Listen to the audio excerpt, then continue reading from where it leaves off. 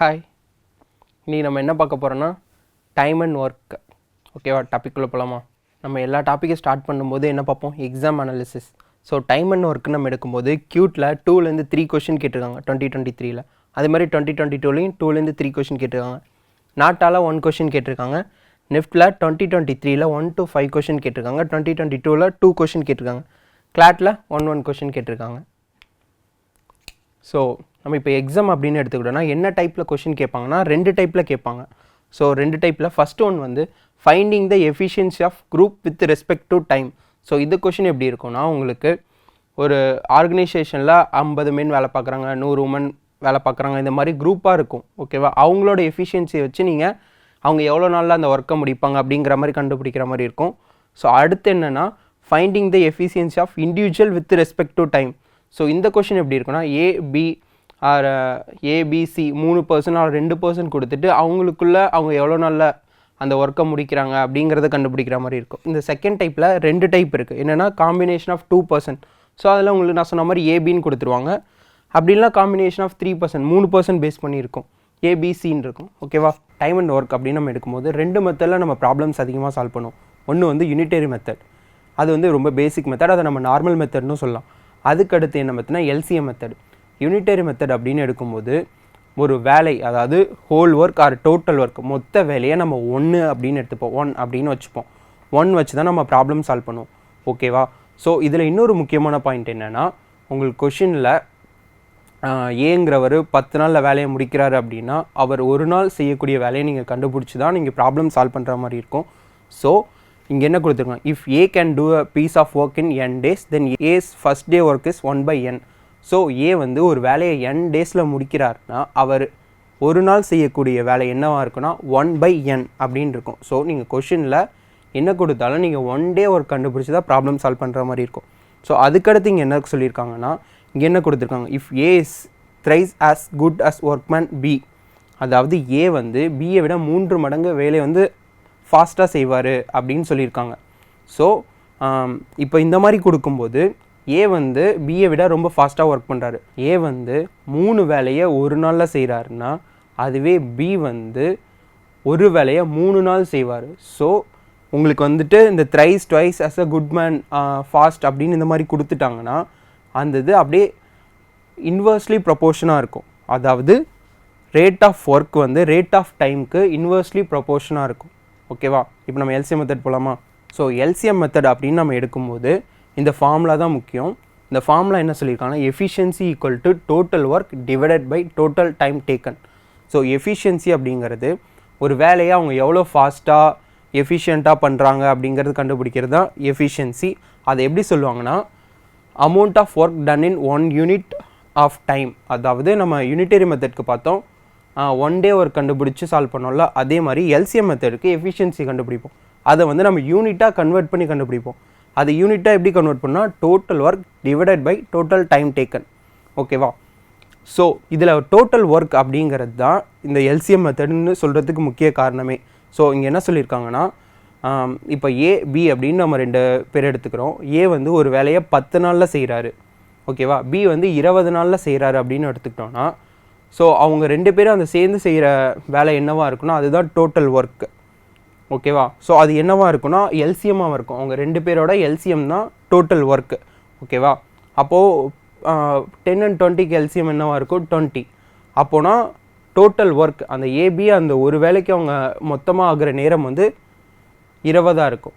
ஓகேவா, total time taken அப்படின்னா அந்த வேலையை அவங்க எவ்வளோ நாளில் செஞ்சுருக்காங்க அப்படிங்கிறது தான். ஸோ ப்ராப்ளம் வரும்போது நம்ம இந்த மெத்தட் 2 டீட்டெயில்டாக பார்ப்போம். டைம் அண்ட் ஒர்க் அப்படின்னு நம்ம எடுத்துக்கிட்டோன்னா இந்த 2 மெத்தட் நீங்கள் எது அப்ளை பண்ணாலும் உங்களுக்கு வேல்யூ சேமாக தான் வரப்போகுது, பெரிய சேஞ்சஸ்லாம் இருக்க போகிறதில்ல. பட் ஆனால் நீங்கள் கொஸ்டினை பொறுத்து அவங்களோட மெத்தடை சூஸ் பண்ணும். எல்சிஎம் மெத்தட் அப்படிங்கும்போது ஏபி கொடுத்து அவங்க 2 பேரும் எவ்வளோ நல்ல ஒர்க்கை முடிப்பாங்க அப்படின்னு நீங்கள் கொடுத்துட்டாங்கன்னா நீங்கள் வந்து டேரெக்டாக எல்சிஎம் மெத்தட் வச்சு ப்ராப்ளம் சால்வ் பண்ணலாம். அந்த ஃபார்முலாலாம் சப்ஸ்டியூட் பண்ணி நீங்கள் ஈஸியாக சால்வ் பண்ணலாம். உங்களுக்கு வந்துட்டு நீங்கள் டோட்டல் ஒர்க் கண்டுபிடிக்கணும்னா உங்களோட ஃபார்முலா அப்படியே ஸ்லைடாக சேஞ்ச் ஆகும். எப்படின்னா total work equal to efficiency into total time taken. இது இங்கே டைம் எவ்வளோ அவங்க எவ்வளோ நாளில் முடிப்பாங்க அப்படின்னு கேட்டிருந்தாங்கன்னா இது அப்படியே இங்கே வந்துடும். அப்போது total time taken equal to total work divided by efficiency அப்படின்னு வந்துடும். ஸோ உங்களுக்கு ஃபார்முலா தான் நீங்கள் வந்து ஈஸியாக போட முடியும்னா இந்த மெத்தட் போடலாம். அப்படி இல்லை நீங்கள் வந்து கொடுத்த ஒர்க்கை ஒன் டே ஒர்க்காக மாற்றி யூஸ் பண்ணுற மாதிரி இருந்தால் யூனிட்டரி மெத்தட் போடலாம். ப்ராப்ளம்குள்ளே போயிட்டு நம்ம டீட்டெயிலாக பார்க்கலாம். Satish can do a job in 15 days and Kapil works twice as fast as Satish. Then in how many days can Satish and Kapil together complete the job? அதாவது சதீஷ் வந்து ஒரு வேலையை 15 நாளில் முடிப்பார், கபில் அதை விட 2 மடங்கு வேகமாக முடிப்பாங்க. அப்போ அவங்க 2 பேர் சேர்ந்து முடித்தா எவ்வளோ நாளில் முடிப்பாங்க அப்படின்னு கேட்குறாங்க. பட் ஆனால் இங்கே வந்து ஒருத்தரோட வேலை தான் கொடுத்துருக்காங்க, இன்னொருத்தரோட வேலை கொடுக்கல. அதுவும் இல்லாமல் நம்ம அதை கண்டுபிடிச்சா அது வந்து டெசிமலில் இருக்கும். ஸோ டெசிமலில் நம்ம எல்சிஎம் எடுக்கிறது கொஞ்சம் கஷ்டம். அதனால நம்ம இந்த இதுக்கு யூனிட்டரி மெத்தட் யூஸ் பண்ண போகிறோம், அதாவது நார்மல் மெத்தட் யூஸ் பண்ண போகிறோம். ஸோ நம்ம யூனிட்டரி மெத்தட்னா தெரியும், நம்மளோட whole work or total work மொத்த வேலையை வந்து நம்ம 1 அப்படின்னு எடுத்துப்போம். சதீஷ் வந்து அந்த வேலையை 15 நாளில் பண்ணுறாருனா அவரோட 1 டே ஒர்க் என்னவாக இருக்கும்? 1/15, அதாவது 1/15 இருக்கும் அவங்க ஒரு நாளோட வேலை. இதே கபில் நம்ம எடுத்துக்கும் போது அவர் 2 மடங்கு வேகமாக பண்ணுறாரு. ஸோ நீங்கள் வேறு ஏதாவது நம்ம மல்டிப்ளிகேஷன் 2 மடங்கு அப்படிங்கும்போது நம்ம ஈஸியாக நம்ம இன்ட்டு பண்ணி போட்டுடலாம். பட் ஆனால் இங்கே நம்ம வேகமாக பண்ணுறாங்கன்னா அவங்க நாள் வந்து ரொம்ப கம்மியான நாள் எடுத்து அந்த வேலையை சீக்கிரமாக முடிச்சிருப்பாங்க. ஸோ சதீஷ் வந்து 15 டேஸில் பண்ணுவார்னா அதுலேருந்து டிவைட் பண்ணும் 2. அப்போ டிவைட் பண்ண என்ன வரும்? நமக்கு 7.5 வரும். அது டெசிமலில் இருக்கும். ஸோ அதனால் நம்ம 15/2 அப்படின்னே வச்சுக்கலாம். ஓகேவா? ஸோ அப்போ கபிலோட ஃபஸ்ட் டே ஒர்க் என்னவாக இருக்கும்னா 1/15/2 இருக்கும். ஸோ அது அப்படியே மேலே போகும்போது 2/15 மாறிடும். அவங்க 2 பேரும் ஒரு நாள் தனியாக பண்ணுற வேலையை ஆட் பண்ணால் அவங்க ஃபஸ்ட் டே ஒர்க் நம்ம தெரிஞ்சிடும். ஓகேவா? அப்போ total first day work equal to Satish first day work plus Kapil's first day work. So ரெண்டுத்தையும் ப்ளஸ் பண்ணலாமா? சதீஷோட 1 டே ஒர்க் என்ன? 1/15, கபிலோடது 2/15. ஓகேவா? ரெண்டுத்தையும் ப்ளஸ் பண்ணால் 3/15. நம்ம கேன்சல் பண்ணும்போது என்ன கிடைக்கும்? 1/5 கிடைக்கும். ஸோ நமக்கு தெரியும் இதை ரெசிப்ரோக்கலில் மாற்றும் போது நமக்கு டோட்டல் ஒர்க் கிடச்சிரும். அதாவது சதீஷும் கபிலும் சேர்ந்து அந்த வேலையை 5 நாளில் முடிப்பாங்க. ஓகேவா? ஸோ யூனிட்டரி மெத்தட் இப்படி தான் ஒர்க் ஆகும். 1 டே ஒர்க் கண்டுபிடிச்சி நம்ம ப்ளஸ் பண்ணுற மாதிரி இருக்கும். ஸோ இதில் வந்துட்டு 2 பேரும் அந்த வேலையை சேர்ந்து முடித்தா எவ்வளோ நாள் ஆகும் அப்படின்னு கேட்டிருக்காங்க. இதுவே ஒருத்தர் மட்டும் எவ்வளோ நாளில் முடிப்பாங்கன்னா நம்ம மைனஸ் பண்ணுற மாதிரி இருக்கும். ஓகேவா? நெக்ஸ்ட் சம் போலாமா? A and B can complete a piece of work in 45 and 40 days respectively. They begin the work together, but after few days A left the job and B alone finished the remaining job in 23 days. After how many days A left the job? So first A and B ஒரு வேலையை start பண்ணுறாங்க. So ஓகேவா? அவங்க எவ்வளோ நாளில் முடிப்பாங்கன்னா 45 அப்புறம் 40 நாளில் 2 பேரும் தனித்தனியாக பண்ணால் முடிச்சிருவாங்க. 2 பேரும் சேர்ந்து ஃபஸ்ட்டு வேலையை ஆரம்பிக்கிறாங்க. அப்போது கொஞ்ச நாளுக்கு அப்புறம் A வந்து வேலையை விட்டு போயிடுறாரு. அதுக்கப்புறம் பேலன்ஸ் இருக்கிற ஒர்க்கை B தான் முடிக்கிறாரு. எவ்வளோ நாள்னா 23 நாளில். ஸோ அப்போ A வந்து எவ்வளோ நாள் அந்த வேலையை முடிச்சிருப்பாரு, எத்தனை நாளுக்கு அப்புறம் போயிருப்பாரு அப்படிங்கிற மாதிரி கொஸ்டின் கேட்குறாங்க. ஓகேவா? இப்போ சால்வ் பண்ணலாமா? ஸோ இந்த சம் வந்து நம்ம எல்சிஎம் மெத்தடில் பார்க்க போகிறோம். நம்ம ஏன் இந்த சம் எல்சிஎம் மெத்தடில் பார்க்குறோன்னா நமக்கு ஏபி அவங்க அந்த வேலையை எவ்வளோ நாளில் முடிப்பாங்க அப்படிங்கிறத கொடுத்துட்டாங்க. ஸோ அதனால நம்ம இதுக்கு எல்சிஎம் மெத்தட் யூஸ் பண்ணுறோம். இதை நம்ம யூனிட்டரியிலையும் சால்வ் பண்ணலாம். பட் ஆனால் இதில் சால்வ் பண்ணால் கொஞ்சம் வேகமாக முடிக்கலாம். எக்ஸாமில் நம்ம சம்ஸை எவ்வளோ ஃபாஸ்ட்டாக முடிக்கிறோங்கிறது தான் முக்கியம். ஸோ அதுக்கு நமக்கு எந்த மெத்தட் ஃபாஸ்ட்டாக ஆன்சர் கொடுக்குதோ அந்த மெத்தட் யூஸ் பண்ணிக்கலாம். ஸோ இதுக்கு நம்ம எல்சிஎம் மெத்தட் யூஸ் பண்ணலாம். ஸோ நம்ம இதில் வந்து ஃபஸ்ட்டு எல்சிஎம் எடுப்போம். எல்சிஎம்னா தெரியும் நமக்கு அந்த ஏபியோட எல்சிஎம் எடுக்கணும். அப்போது 45 40க்கு எல்சிஎம் எடுத்தோன்னா நமக்கு 360 கிடைக்கும். ஸோ நம்மளோட டோட்டல் ஒர்க் கிடச்சிருச்சு. ஓகேவா? ஸோ இதை வச்சு நம்ம ஏயோட எஃபிஷியன்சி பியோட எஃபிஷியன்சி கண்டுபிடிச்சோன்னா இந்த சம் சால்வ் பண்ணிடலாம். ஏயோட எஃபிஷியன்சி என்னவாக இருக்கும்?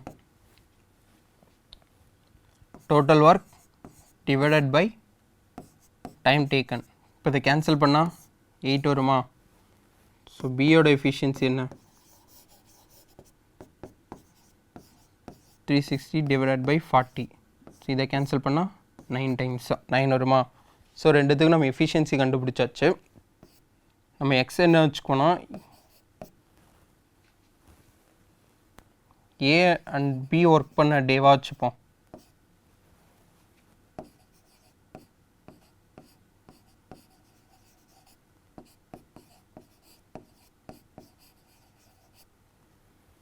ஓகேவா? ஏன்னா அதுதான் அவங்க கேட்டிருக்காங்க கொஸ்டினில்.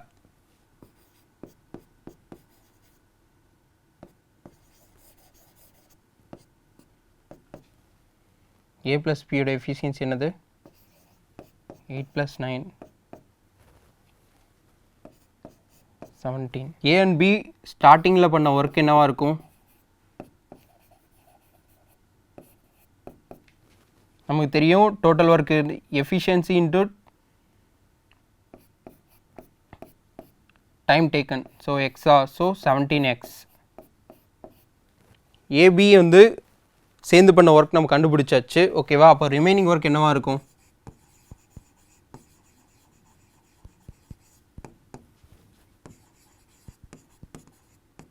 தெரியும், நமக்கு டோட்டல் ஒர்க் தெரியும், மைனஸ் 17xஆ. ஸோ இந்த ரிமைனிங் ஒர்க்கை தான் பி வந்து 23 டேஸில் பண்ணியிருக்காரு. ஓகேவா? ஸோ 23 ஈக்குவல் டு நமக்கு தெரியும் minus 17x divided by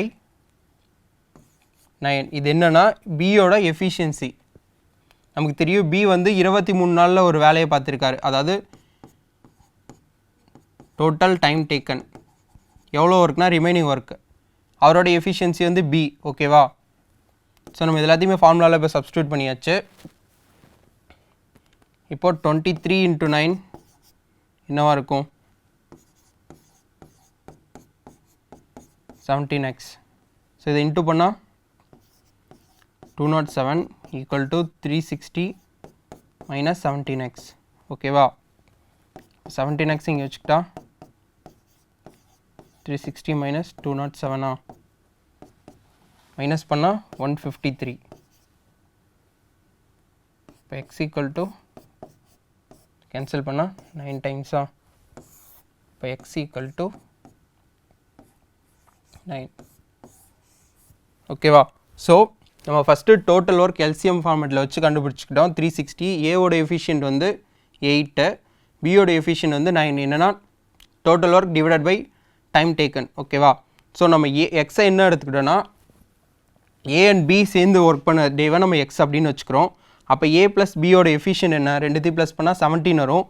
அவங்க ஒர்க் பண்ண டேஸ் நமக்கு டோட்டல் ஒர்க் கிடைக்கணும்னா efficiency into number of days taken. So நமக்கு தெரியும் நம்பர் ஆஃப் டேஸ் வந்து எக்ஸ்னு வச்சுருக்கிறோம், எஃபிஷியன்சி வந்து 17. So 17x. So remaining work அப்படின்னு எடுத்துக்கிட்டோன்னா நமக்கு தெரியும் டோட்டல் ஒர்க்லேருந்து ஏ ப்ளஸ் பி வேலை பார்த்தது தான் மைனஸ் பண்ணால் ரிமைனிங் ஒர்க் கிடச்சிரும். So total work 360 minus 17x. ஓகேவா? அதுக்கப்புறம் நம்ம எடுத்துக்கிட்டோன்னா பி தான் பேலன்ஸ் இருக்கிற 23 நாளாக பார்த்துருக்காரு. அப்போது நமக்கு தெரியும் total time equal to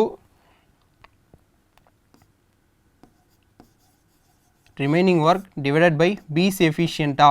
so இதில் நம்ம சப்ஸ்டியூட் பண்ணும்போது நமக்கு கிடைக்கும் 23 × 9. இந்த 9 இங்கே வரும்போது இந்த சைடு வந்துடும். 23 × 9 equal to 360 minus 17x. So இதை கேன்சல் பண்ணோன்னா நமக்கு எக்ஸ் கிடச்சிரும். எக்ஸ்னால் நமக்கு தெரியும் ஏ அண்ட் பி சேர்ந்து வேலை பார்த்த நாள்.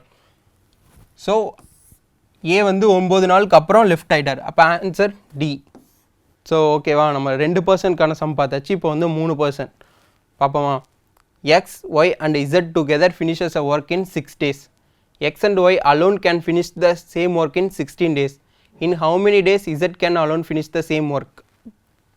ஸோ இதில் கொஷனில் கொடுத்துட்டாங்க X, Y, Z 3 பேர் சேர்ந்து ஒரு வேலையை 6 நாளில் முடிக்கிறாங்க.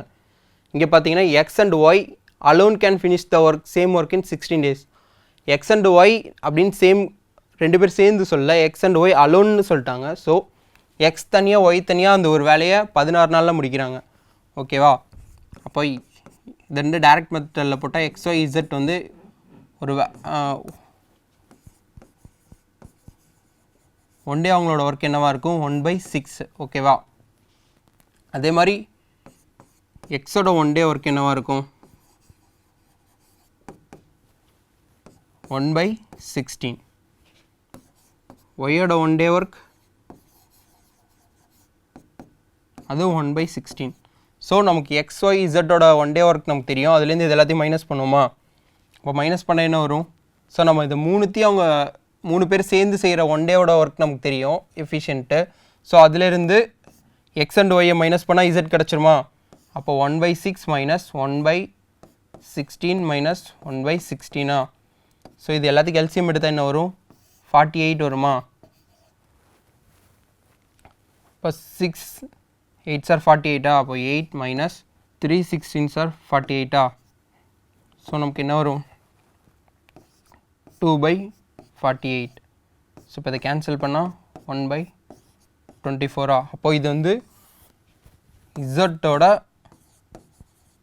1 day ஒர்க் வந்து 1/24. ஸோ இது ரெசிப்ரோக்கலில் எழுதுனா அதுதான் இசட் வந்து தனியாக முடிக்கிறதுக்கான ஒர்க்.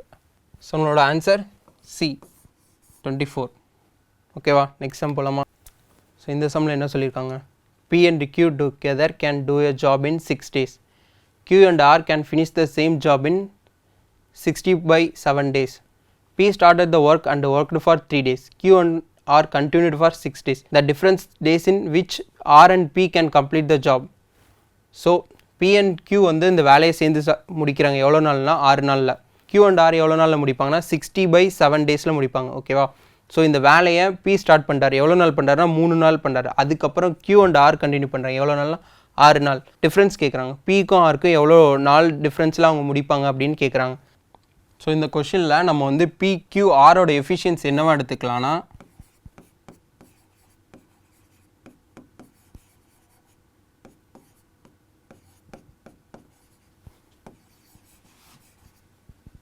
ஸ்மால் p QR அப்படின்னு எடுத்துக்கலாம். ஓகேவா?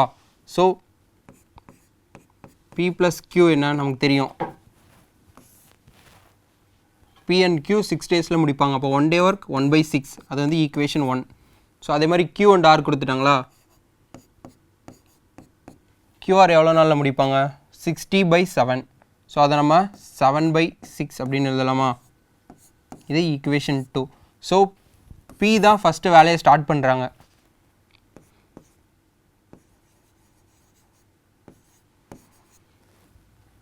இப்போ Pயோட ஒர்க் என்ன? P வந்து 3 நாளில் ஒர்க் பண்ணுறாங்க. அப்போ total work equal to efficient into number of டேஸா? அப்போது எஃபிஷியன்ட் நமக்கு தெரியும், நம்ம Pன்னு எடுத்திருக்கோம். ஸோ மொதல் 3 நாள் வேலை பார்க்குறாங்க.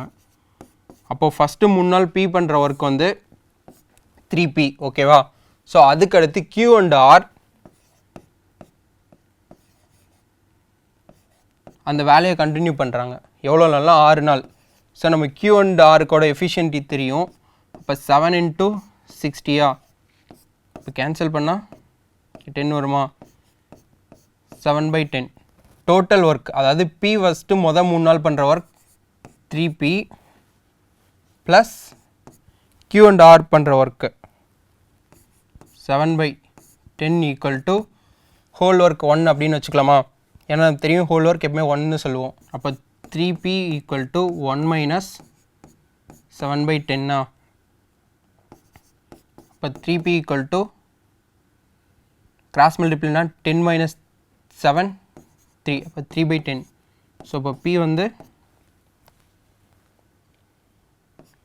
1/10. ஸோ அப்போ நம்ம Pயோட எஃபிஷியன்சி தெரியும். P வந்து இந்த வேலையை 10 நாளில் முடிப்பார்.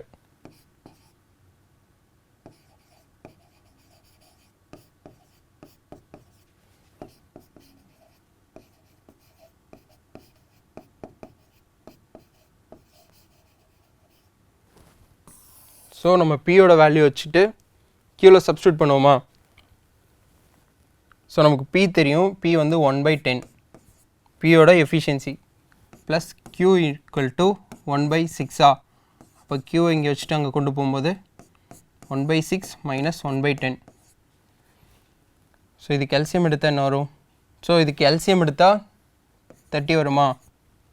ஸோ இங்கே 5 - 3 அப்போது 2/30. அப்போ Qவோட வேல்யூ 1/15. ஓகேவா? ஸோ இந்த வேல்யூவை நம்ம இந்த ஈக்குவேஷனில் சப்ஸ்டியூட் பண்ணுவோம். அப்போது 1/15 ப்ளஸ் R ஈக்குவல் டு 7/60. அப்போ R equal to 7 × 60 minus 1/15.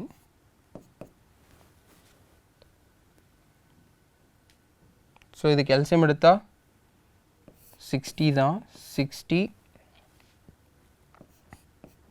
7 - 4 equal to 3/60. Cancel பண்ணால் 1/20. ஸோ ஆரோட எஃபிஷியன்சி 1/20. அப்போ ஆர் வந்து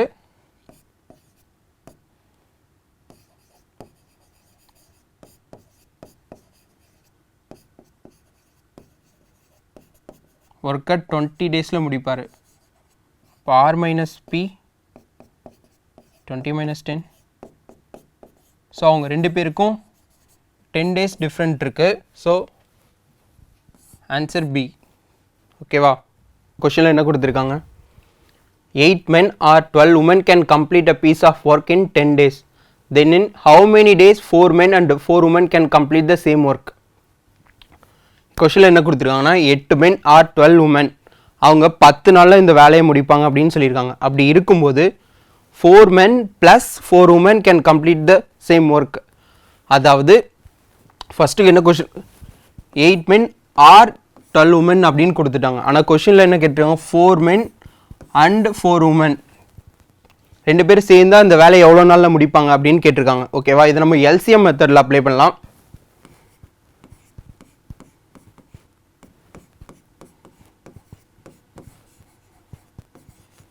ஸோ எல்சிஎம் மெத்தடில் அப்ளை பண்ணால் நமக்கு என்ன வரும்? ஃபஸ்ட்டு டோட்டல் ஒர்க் கண்டுபிடிப்போமா? ஸோ ஃபஸ்ட்டு இங்கே 8 men 12 womenக்கு கொடுத்துருக்காங்களா? ஃபஸ்ட்டு அப்போ நம்ம ஒரு மென்க்கு அவங்க அந்த வேலையை முடிக்க எவ்வளோ நாள் ஆகும் அப்படின்னு கண்டுபிடிக்கலாமா? ஏன்னா இங்கே நம்ம 4 men கண்டுபிடிக்கணும். ஸோ இண்டிவிஜுவலாக ஒரு மென்க்கு எவ்வளோ நாள் ஆகுதுன்னு கண்டுபிடிச்சா தான் 4 menக்கு கண்டுபிடிக்க முடியும். ஸோ அப்போது 1 man complete the work equal to 8 into 10 so 80. அப்போ ஒரு ஆள் முடிக்கிறதுக்கு ஒரு மேன் முடிக்க எவ்வளோனா 80 நாள் ஆகும். இதே மாதிரி 1 womanக்கு கண்டுபிடிப்போமா?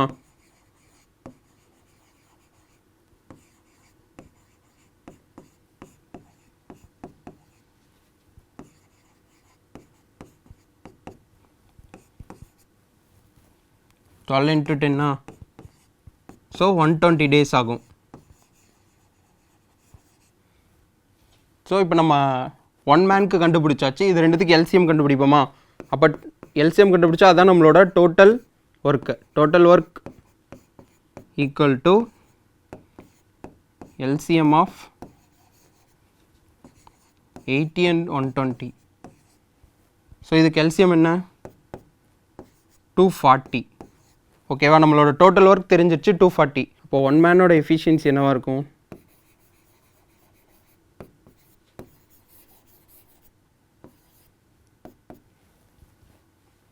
எஃபிஷியன்சி நம்ம ஃபார்முலா தெரியும். Total work divided by time taken.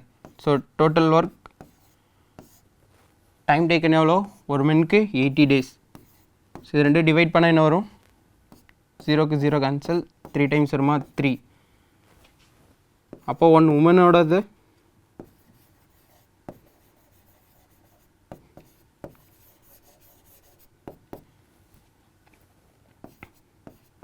Total work divided by time taken 120.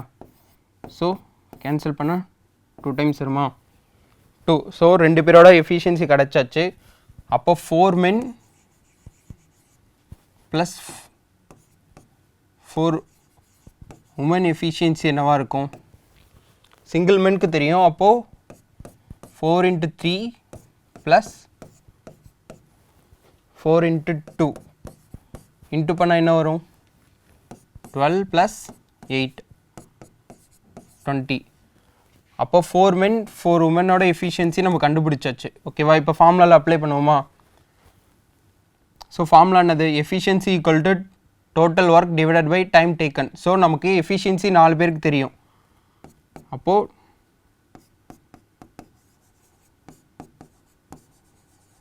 நமக்கு எவ்வளோ நாள் ஆகும் அப்படிங்கிறத கண்டுபிடிக்கணும்.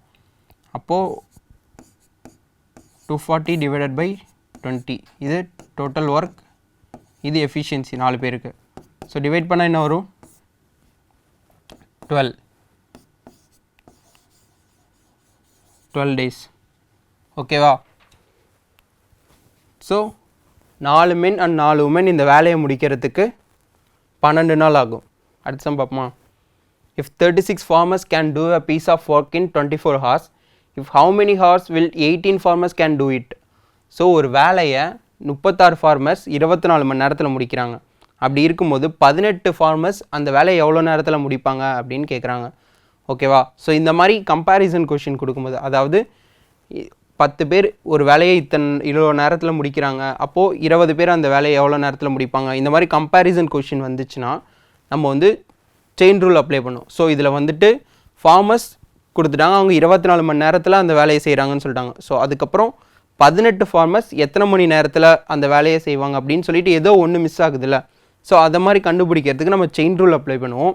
ஸோ செயின் ரூல் அப்படின்னு எடுத்துக்கிட்டோம்னா இது வந்து பர்சன், அதாவது எத்தனை பேர் அந்த வேலையை செய்கிறாங்க அவங்க பிடிக்கும். இது வந்து ஹவர், ஸோ எத்தனை மணி நேரத்தில் அந்த வேலையை முடிக்கிறாங்க. இது டே, நாள் ஆகுதா. ஸோ இந்த ஃபார்முலாவில் ஸோ உங்களுக்கு ஏதாவது ஒன்று மிஸ் ஆச்சுன்னா அப்போ அதை ஒமிட் பண்ணிவிட்டு அந்த ஃபார்முலா சேஞ்ச் ஆகிடும். ஸோ இந்த கொஷினை நம்ம பொறுத்தனா நமக்கு பர்சன் கொடுத்துட்டாங்க 36 ஃபார்மர்ஸ், ஹவர்ஸ் ஹச் கொடுத்துட்டாங்க. ஸோ அப்போ அந்த டியை நம்ம விட்டுறலாம். அப்போ நம்ம ஃபார்முலா என்னது, P1 into H1 equal to P2 into H2. ஓகேவா? ஸோ நமக்கு P1க்கு தெரியும், P1ஓட வேல்யூ என்னது, ஃபஸ்ட் ஒனுக்கு 36 ஃபார்மர்ஸ் எவ்வளோ நேரத்தில் முடிக்கிறாங்க, 24 மணி நேரத்தில் முடிக்கிறாங்க. அப்போ P2 எவ்வளோ, 18 ஃபார்மர்ஸ், நமக்கு தெரியாது ஹவு மெனி ஹவர்ஸ் தான் நம்ம கண்டுபிடிக்கணும், அது H2 அப்படின்னு வச்சுக்கலாம். ஓகேவா? H2 ஒரு சைடு வச்சுட்டு பேலன்ஸ் மீதி எல்லாத்தையும் கொண்டு போகும்போது 36 into 24 divided by 18. So 2 times வருமா, அப்போ H2 48 ஹார்ஸ். ஸோ ரொம்ப சிம்பிள். ஸோ கொஸ்டினில் ஒரு இது கொடுத்துருவாங்க, இந்த கொஸ்டினோட தான் 36 ஃபார்மர்ஸ் 24 மணி நேரத்தில் முடிக்கிறாங்க, அப்போ 18 ஃபார்மர்ஸ் எவ்வளோ மணி நேரத்தில் முடிக்கிறாங்க அப்படின்னு கேட்டிருக்காங்க. ஸோ இந்த மாதிரி கொஸ்டின் வந்துச்சுன்னா நம்ம செயின் ரூல் அப்ளை பண்ணோம். இன்றைக்கி டைம் அண்ட் ஒர்க்கில் நம்ம 2 டாப்பிக்கில் பார்த்தோம். குரூப் எஃபிஷியன்சி கண்டுபிடிக்கிறத பார்த்தோம், இண்டிவிஜுவல் எஃபிஷியன்சி பார்த்தோம். இண்டிவிஜுவல் எஃபிஷியன்சியில் 2 மெத்தட் இருக்குது, combination of 2 and combination of 3. So இதில் நம்ம முக்கியமாக 2 மெத்தட் வச்சு ப்ராப்ளம் சால்வ் பண்ணோம். ஒன்று யூனிட்டரி மெத்தட், இன்னொன்று எல்சிஎம் மெத்தட். அது நீங்கள் கொஷினை சூஸ் வச்சு தான் நீங்கள் மெத்தட் சூஸ் பண்ணுற மாதிரி இருக்கும். ப்ராப்ளம் எப்படி சீக்கிரமாக சால்வ் பண்ணலான்னு பார்த்து அதுக்கேற்ற மாதிரி ஒரு மெத்தடை சூஸ் பண்ணுங்கள். ஓகேவா? எக்ஸாம் ப்ரிப்பேர் பண்ணுற எல்லாருக்கும் ஆல் தி பெஸ்ட். தேங்க்யூ.